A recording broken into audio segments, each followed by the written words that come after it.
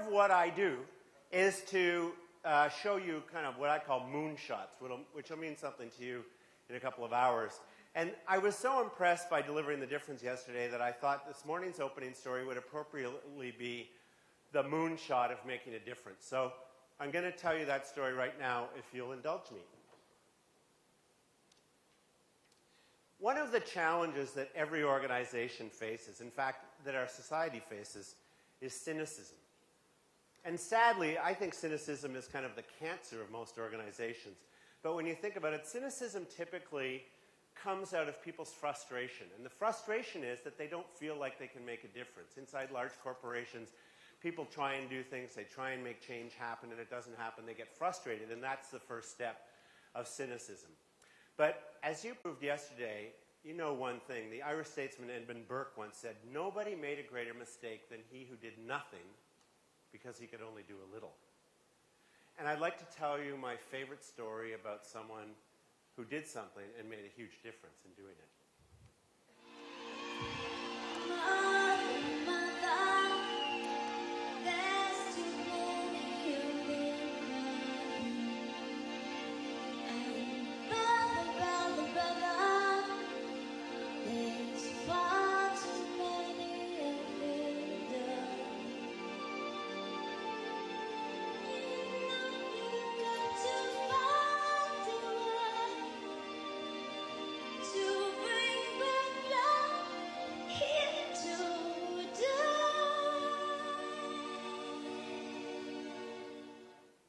In 1984, the BBC airs a documentary on the plight of the famine-struck people of Ethiopia.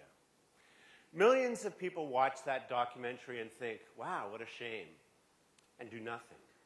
Included was a young Irish punk rocker named Bob Geldof, who just happened to be watching TV that night.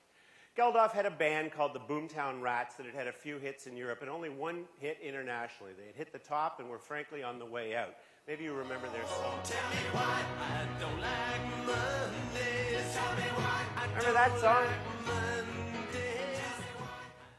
So Geldof and millions of people watched TV, and most people just thought, wow, that's a shame. But Geldof got angry, and he decided that he wanted to do something, so he did. The following morning, he put a bowl out on his kitchen table, and for the next little while, as his friends came over, he'd ask them if they'd throw a quid or two in to help the people of Ethiopia, and they did. And he started talking about this, and then he got an idea. And he phoned a friend of his named Midge Ewer, who had a band called Ultravox that some of you will remember. And they recorded a song. And over the next couple of weeks, or they wrote a song. Over the next couple of weeks, they called together 24 or so of the top artists in the UK and recorded this.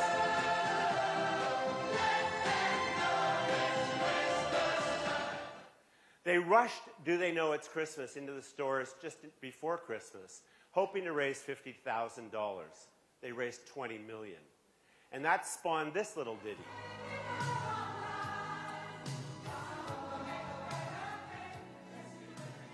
We Are the World raised $40 million on immediate record sales. So now, a couple of months after he started, Geldof is $60 million up.